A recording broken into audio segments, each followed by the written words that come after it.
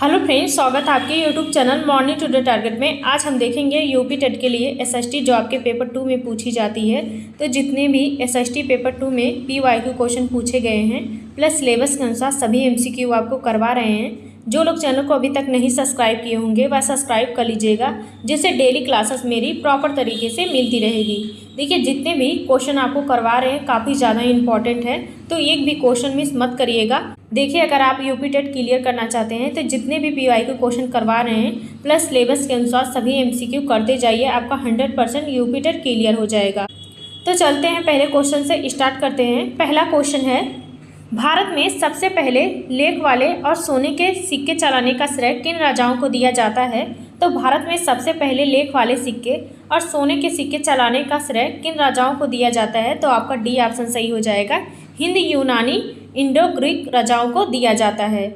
भारत में सबसे पहले लेख वाले सिक्के और सोने के सिक्के चलाने का श्रेय दिया जाता है तो हिंद यूनानी राजाओं को दिया जाता है। नेक्स्ट क्वेश्चन है, कर्क रेखा ट्रॉपिक ऑफ कैंसर भारत के कितने राज्यों से होकर गुजरती है? कर्क रेखा भारत के कितने राज्यों से होकर गुजरती है? तो आपका राइट आंसर यहाँ पे तीसरा सही हो जाएगा, 8 राज्यों से होकर गुजरती है। कर्क रेखा भारत के 8 राज्यों से होकर गुजरती है। नेक्स्ट क्वेश्चन है, भारत की सबसे लंबी नदी कौन सी है? भारत की सबसे लंबी नदी होती है गंगा नदी होती है। तो आपका सेकेंड ऑप्शन बिल्कुल सही हो जाएगा। इसकी देखिए कुल लंबाई होती है 2525 किलोमीटर होती है इसकी कुल लंबाई। नेक्स्ट क्वेश्चन है, चिल्का झील जो भारत की सबसे बड़ी खारे पानी की झील है किस राज्य में स्थित है? तो चिल्का झील जो भारत की सबसे बड़ी खारे पानी की झील है किस राज्य में स्थित है? तो आपका सेकेंड ऑप्शन सही हो जाएगा, उड़ीसा राज्य में स्थित है। चिल्का झील जो भारत की सबसे बड़ी खारे पानी की झील मानी जाती है उड़ीसा राज्य में स्थित है। तो आपका सेकेंड ऑप्शन सही हो जाएगा। नेक्स्ट क्वेश्चन है, पंचशील सिद्धांत का प्रतिपादन किन 2 देशों के मध्य हुआ था? तो पंचशील सिद्धांत का प्रतिपादन किन 2 देशों के मध्य हुआ था? तो आपका राइट आंसर सेकेंड ऑप्शन सही हो जाएगा, भारत और चीन के मध्य हुआ था। पंचशील सिद्धांत का प्रतिपादन हुआ था भारत और चीन के मध्य में हुआ था। नेक्स्ट क्वेश्चन है, राष्ट्रीय मतदाता दिवस नेशनल वोटर्स डे प्रतिवर्ष कब मनाया जाता है? तो राष्ट्रीय मतदाता दिवस प्रतिवर्ष किस दिन मनाया जाता है? तो आपका सेकेंड ऑप्शन सही हो जाएगा, 25 जनवरी को मनाया जाता है। राष्ट्रीय मतदाता दिवस मनाया जाता है 25 जनवरी को प्रतिवर्ष मनाया जाता है। नेक्स्ट क्वेश्चन है, लोकसभा में अविश्वास प्रस्ताव लाने के लिए कितने सदस्यों के समर्थन की आवश्यकता होती है? तो लोकसभा में अविश्वास प्रस्ताव लाने के लिए कितने सदस्यों के समर्थन की आवश्यकता होती है? तो आपका राइट आंसर यहाँ पे तीसरा हो जाएगा, 50 सदस्यों की आवश्यकता होती है। लोकसभा में अविश्वास प्रस्ताव लाने के लिए 50 सदस्यों की आवश्यकता होती है। तो आपका यहाँ पे तीसरा बिल्कुल सही हो जाएगा। नेक्स्ट क्वेश्चन है, वित्त आयोग फाइनेंस कमीशन का गठन संविधान के किस अनुच्छेद के अंतर्गत किया जाता है? तो आपका राइट आंसर यहाँ पे सही हो जाएगा, पहला 280 के तहत किया जाता है। तो आपका यहाँ पे फर्स्ट आंसर बिल्कुल सही हो जाएगा। वित्त आयोग का गठन संविधान के अनुच्छेद 280 के अंतर्गत किया जाता है।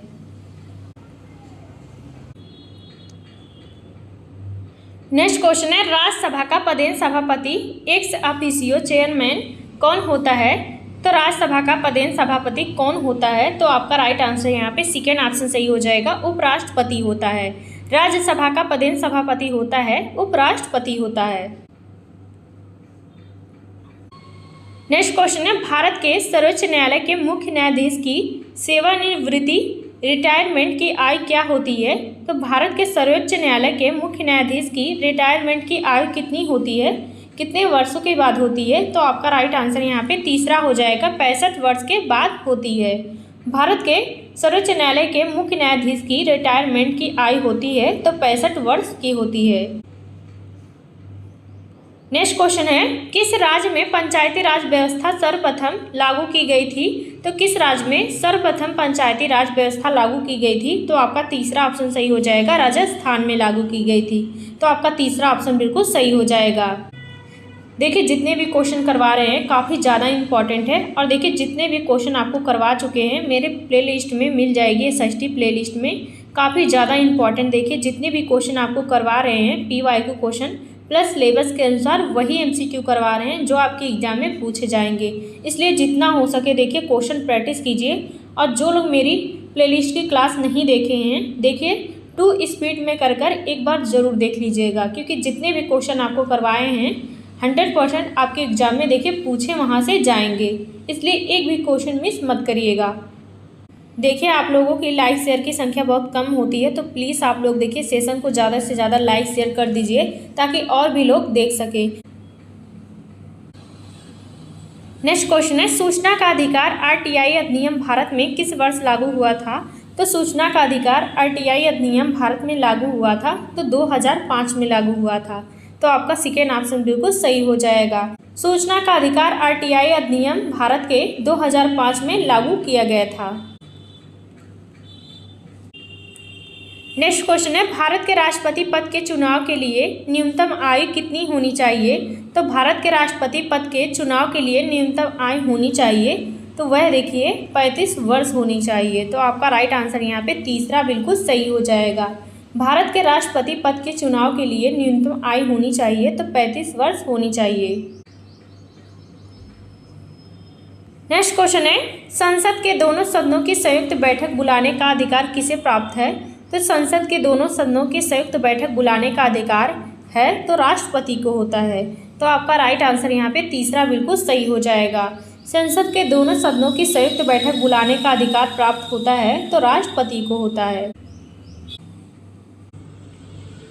नेक्स्ट क्वेश्चन है, भारतीय संविधान में राज्य के नीति निर्देशक तत्व DPSP किस देश के संविधान से लिए गए हैं?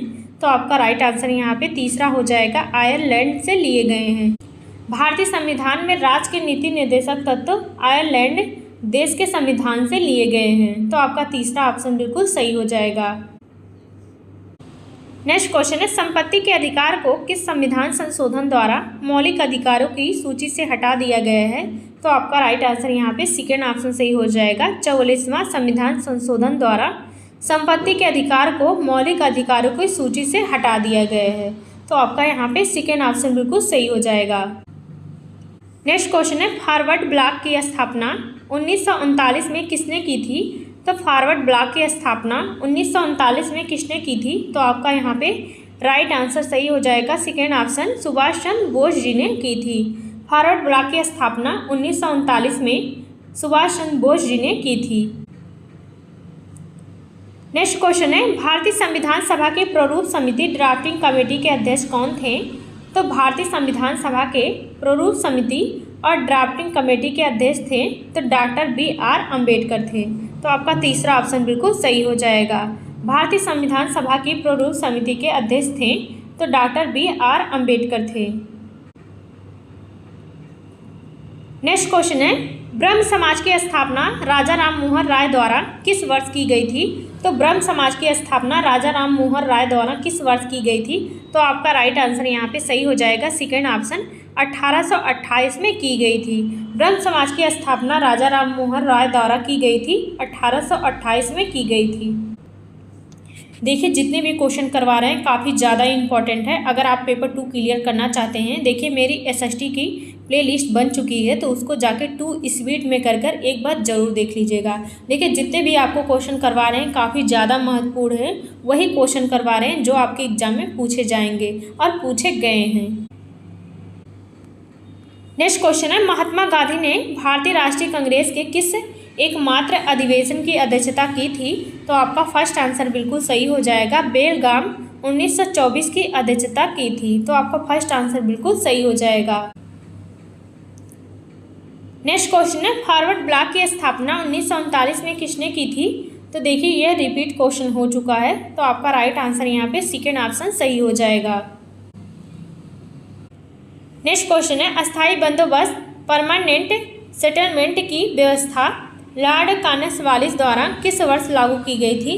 तो आपका यहाँ पे सेकेंड ऑप्शन सही हो जाएगा, 1793 में लागू की गई थी। अस्थायी बंदोबस्त व्यवस्था लॉर्ड कॉर्नवालिस द्वारा 1793 में लागू की गई थी। नेक्स्ट क्वेश्चन है, 1857 के विद्रोह के समय भारत का गवर्नर जनरल कौन था? 1857 के विद्रोह के समय भारत का गवर्नर जनरल था तो लॉर्ड कैनिंग था। तो आपका राइट आंसर यहाँ पे सेकेंड ऑप्शन बिल्कुल सही हो जाएगा। 1857 के विद्रोह के समय भारत का गवर्नर जनरल लॉर्ड कैनिंग था। नेक्स्ट क्वेश्चन है, फतेहपुर सीकरी में स्थित बुलंद दरवाजा का निर्माण अकबर ने किस विजय के उपलक्ष्य में करवाया था? तो फतेहपुर सीकरी में बुलंद दरवाजा का निर्माण अकबर ने किस विजय के उपलक्ष्य में करवाया था?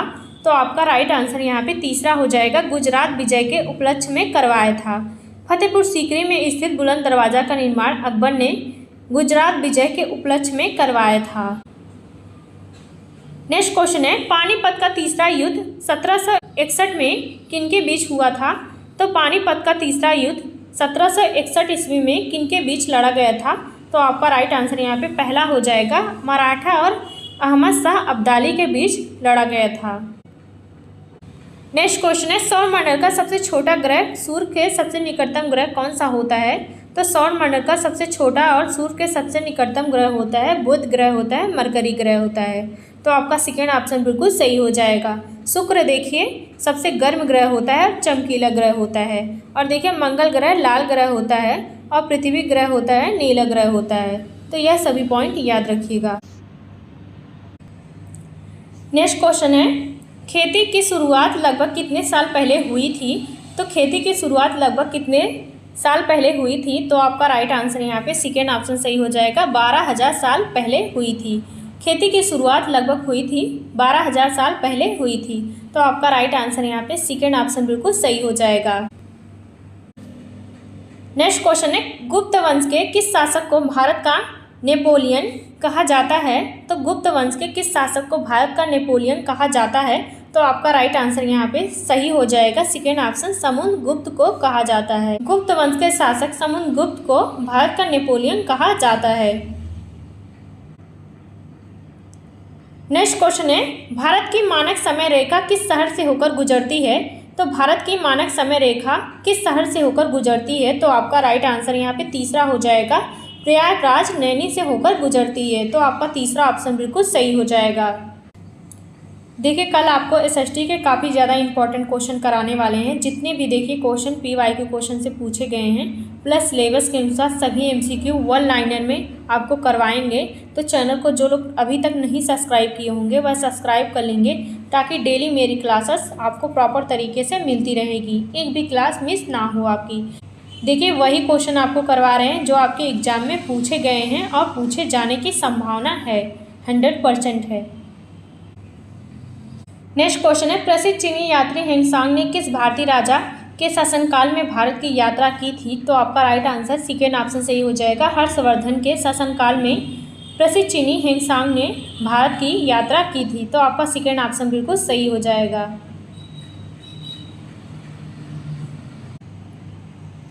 नेक्स्ट क्वेश्चन है, तराइन का प्रथम युद्ध 1191 में किसके बीच लड़ा गया था?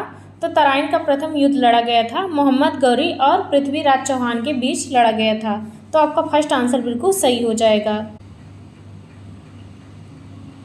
नेक्स्ट क्वेश्चन है, रेशम बनाने की तकनीक का आविष्कार सबसे पहले किस देश में हुआ था? तो रेशम बनाने की तकनीक का आविष्कार सबसे पहले चीन देश में हुआ था।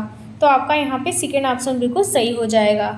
रेशम बनाने की तकनीक का आविष्कार सबसे पहले हुआ था चीन देश में हुआ था। नेक्स्ट क्वेश्चन है, दिल्ली सल्तनत के किस सुल्तान ने बाजार नियंत्रण प्रणाली मार्केट कंट्रोल सिस्टम लागू की थी? तो दिल्ली सल्तनत के किस सुल्तान ने बाजार नियंत्रण प्रणाली मार्केट कंट्रोल सिस्टम लागू की थी? तो अलाउद्दीन खिलजी ने लागू की थी। तो आपका तीसरा ऑप्शन बिल्कुल सही हो जाएगा। नेक्स्ट क्वेश्चन है, भूगोल की कक्षा में भूकंप की प्रक्रिया को समझाने के लिए निम्नलिखित में से कौन सा त्रियामी 3D साधन सबसे उपयुक्त माना जाता है? वह देखिए माना जाता है वर्किंग मॉडल माना जाता है। तो आपका तीसरा ऑप्शन बिल्कुल सही हो जाएगा। भूगोल की कक्षा में भूकंप की प्रक्रिया को समझाने के लिए सबसे अच्छा साधन माना जाता है तो वर्किंग मॉडल माना जाता है। नेक्स्ट क्वेश्चन है, सामाजिक विज्ञान में शिक्षण सहायक सामग्री TLM का उपयोग करने का प्राथमिक कारण क्या माना जाता है, क्या होता है? तो आपका सेकेंड ऑप्शन सही हो जाएगा। छात्रों की विभिन्न इंद्रियों सेंस को सक्रिय करके अधिगम को प्रभावी बनाने का प्राथमिक कारण माना जाता है। तो आपका सेकेंड ऑप्शन बिल्कुल सही हो जाएगा। नेक्स्ट क्वेश्चन है हड़प्पा सभ्यता का प्रसिद्ध विशाल स्नानागार कहाँ पाया गया था। तो हड़प्पा सभ्यता का प्रसिद्ध विशाल स्नानागार पाया गया है तो मोहनजोदड़ो में पाया गया है। तो आपका तीसरा ऑप्शन बिल्कुल सही हो जाएगा।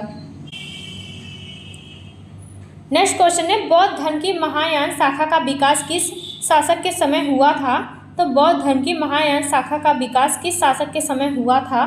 तो आपका राइट आंसर यहाँ पे तीसरा हो जाएगा, कनिष्क के शासनकाल के समय हुआ था। बौद्ध धर्म की महायान शाखा का विकास कनिष्क शासक के समय में हुआ था। नेक्स्ट क्वेश्चन है सत्यमेव जयते शब्द किस उपनिषद से लिया गया है। तो सत्यमेव जयते शब्द किस उपनिषद से लिया गया है। तो आपका राइट आंसर यहाँ पे सेकेंड ऑप्शन सही हो जाएगा, मुंडको उपनिषद से लिया गया है। सत्यमेव जयते शब्द मुंडको उपनिषद से लिया गया है तो आपका सेकेंड ऑप्शन बिल्कुल सही हो जाएगा। नेक्स्ट क्वेश्चन है दिल्ली के किस सुल्तान ने लव एवं रक्त की नीति अपनाई थी। तो दिल्ली के किस सुल्तान ने लव एवं रक्त की नीति अपनाई थी। तो आपका राइट आंसर यहाँ पे सेकेंड ऑप्शन सही हो जाएगा, गयासुद्दीन बलबल ने लव रक्त की नीति अपनाई थी। तो आपका सेकेंड ऑप्शन बिल्कुल सही हो जाएगा। दिल्ली के शासक गयासुद्दीन बलबल ने लव एवं रक्त की नीति अपनाई थी। नेक्स्ट क्वेश्चन है कौटिल्य चाणक्य द्वारा रचित प्रसिद्ध पुस्तक अर्थशास्त्र का मुख्य विषय क्या है। तो कौटिल्य चाणक्य द्वारा रचित प्रसिद्ध पुस्तक अर्थशास्त्र का मुख्य विषय क्या होता है। तो वह देखिए राजनीतिक और शासन व्यवस्था है। तो आपका राइट आंसर यहाँ पे सेकेंड ऑप्शन बिल्कुल सही हो जाएगा। नेक्स्ट क्वेश्चन है 1857 के विद्रोह के समय भारत का गवर्नर जनरल कौन था। 1857 के विद्रोह के समय भारत का गवर्नर जनरल था। तो आपका राइट आंसर कौन सा सही हो जाएगा। तो आपका डी ऑप्शन सही हो जाएगा, लॉर्ड कैनिंग था। 1857 के विद्रोह के समय भारत का गवर्नर जनरल लॉर्ड कैनिंग था। तो आपका डी ऑप्शन बिल्कुल सही हो जाएगा। नेक्स्ट क्वेश्चन है प्राचीन काल में अरिकामेडु मुख्य रूप से क्या था। तो प्राचीन काल में अरिकामेडु मुख्य रूप से क्या था। तो आपका सेकेंड ऑप्शन सही हो जाएगा, एक प्रसिद्ध तटीय बस्ती था और व्यापारिक केंद्र था। तो आपका सेकेंड ऑप्शन बिल्कुल सही हो जाएगा। प्राचीन काल में अरिकामेडु मुख्य रूप से था, एक प्रसिद्ध तटीय बस्ती था और व्यापारिक केंद्र था। नेक्स्ट क्वेश्चन है भारतीय पुनर्जागरण का जनक किसे कहा जाता है। तो भारतीय पुनर्जागरण का जनक कहा जाता है राजा राम मोहन राय को कहा जाता है। तो आपका सेकेंड ऑप्शन बिल्कुल सही हो जाएगा। नेक्स्ट क्वेश्चन है भारतीय संविधान में शिक्षा एजुकेशन किस सूची का विषय है। तो भारतीय संविधान में शिक्षा एजुकेशन किस विषय का सूची है। तो आपका तीसरा ऑप्शन सही हो जाएगा, समवर्ती सूची का विषय है। तो आपका तीसरा ऑप्शन बिल्कुल सही हो जाएगा। भारतीय संविधान में शिक्षा एजुकेशन समवर्ती सूची का विषय माना जाता है।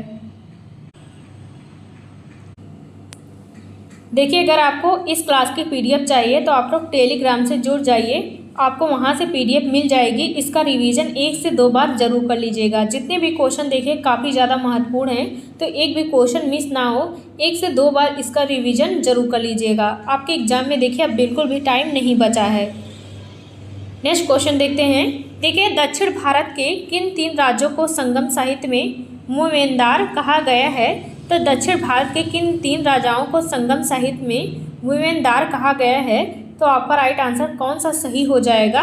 तो आपका पहला आंसर सही हो जाएगा, चोल चेर पांड्य को दक्षिण भारत संगम में मूवेंदार कहा गया है।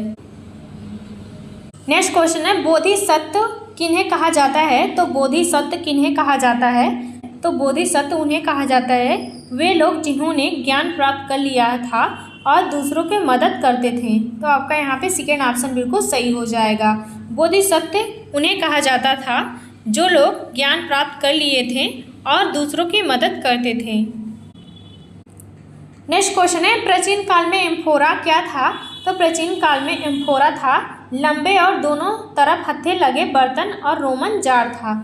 तो आपका सेकेंड ऑप्शन बिल्कुल सही हो जाएगा। प्राचीन काल में एम्फोरा लंबे और दोनों हत्थे लगे जार था। नेक्स्ट क्वेश्चन है दक्षिणापथ के स्वामी किस वंश के शासकों को कहा जाता था। तो दक्षिणापथ के स्वामी किस वंश के शासकों को कहा जाता था। तो आपका राइट आंसर तीसरा हो जाएगा, सातवाहन वंश के शासकों को कहा जाता था। दक्षिणापथ के स्वामी सातवाहन वंश के शासकों को कहा जाता था। तो आपका तीसरा ऑप्शन सही हो जाएगा। नेक्स्ट क्वेश्चन है, पश्चिमी भारत में स्थित कौन सी गुफाएं बौद्ध भिक्षुओं के रहने और प्रार्थना के लिए बनाई गई थी? तो आपका राइट आंसर पहला हो जाएगा, कार्ले और भाजा की गुफाएं बौद्ध भिक्षुओं के रहने के लिए बनाई गई थी। तो आपका फर्स्ट आंसर बिल्कुल सही हो जाएगा। नेक्स्ट क्वेश्चन है, बौद्ध धर्म के प्रसार के दौरान स्तूपों के चारों ओर बनाई गई रेलिंग और द्वारों को क्या कहा जाता था? तो बौद्ध धर्म के प्रसार के दौरान स्तूपों के चारों ओर बनाई गई रेलिंग और द्वारों को क्या कहा जाता था? तो आपका राइट आंसर कौन सा सही हो जाएगा? तो पहला सही हो जाएगा, तोरण और वेदिका कहा जाता था। तो बौद्ध धर्म के प्रसार के दौरान स्तूपों के चारों ओर बनाई गई रेलिंग और द्वारों को तोरण और वेदिका कहा जाता था। नेक्स्ट क्वेश्चन है, मौर्य शासक अशोक द्वारा कलिंग की प्रसिद्ध विजय वर्तमान समय के किस स्थान पर लड़ी गई थी? तो आपका राइट आंसर यहाँ पे हो जाएगा सेकेंड ऑप्शन, उड़ीसा में लड़ी गई थी। देखिए, कलिंग का युद्ध अशोक द्वारा लड़ा गया था, वर्तमान उड़ीसा राज्य में लड़ा गया था। नेक्स्ट क्वेश्चन है, निम्नलिखित में से कौन सा एक पूरा पाषाण स्थल है? तो कौन सा एक पूरा पाषाण स्थल माना जाता है?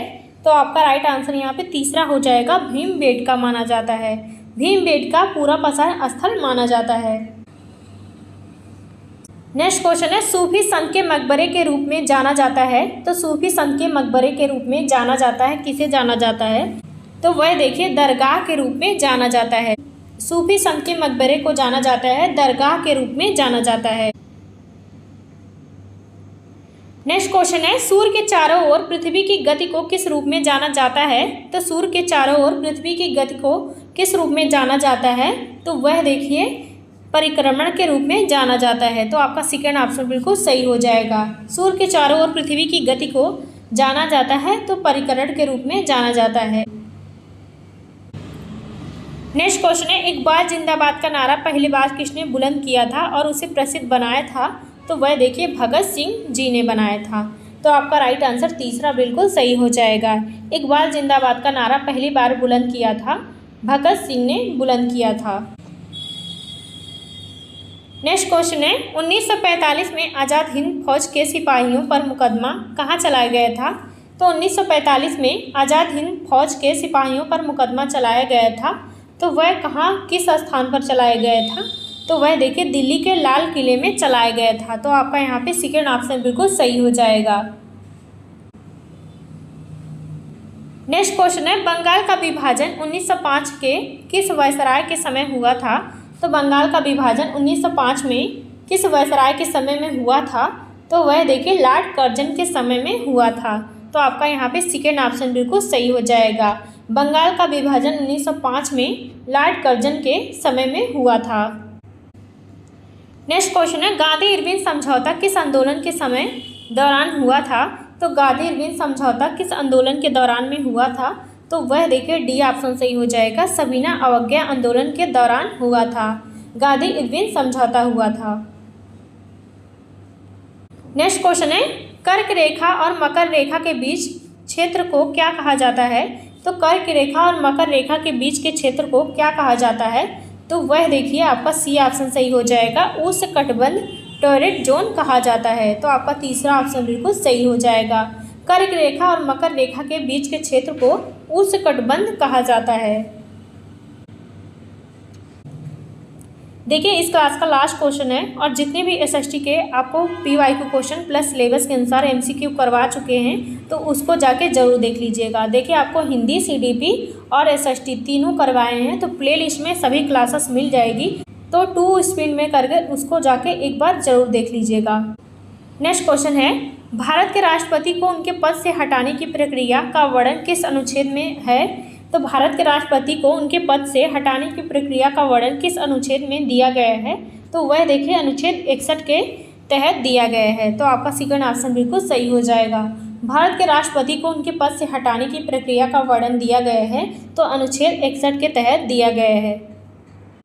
तो देखिए आज के लिए बस इतना ही, मिलते हैं नेक्स्ट क्लास में। और क्लास कैसी लगी एक प्यारा सा कमेंट करके ज़रूर बताइएगा। और जितने भी देखिए क्वेश्चन आपको करवा रहे हैं काफ़ी ज़्यादा इंपॉर्टेंट है एसएसटी के, सभी क्वेश्चन ज़रूर देख लीजिएगा प्लेलिस्ट में। और देखिए लास्ट टाइम बचा है आपके पास। अब देखिए ज़्यादा समय नहीं बचा है आपके पास, इसलिए जितना हो सके क्वेश्चन प्रैक्टिस कीजिए सभी सब्जेक्ट का, ताकि एक अच्छा स्कोर आप कर सकें यूपी टेट में। आपको यूपी टेट निकालना अनिवार्य है, इसलिए जितना हो सके देखिए ईमानदारी से पढ़िए, अच्छे से पढ़िए। तो मिलते हैं नेक्स्ट क्लास में।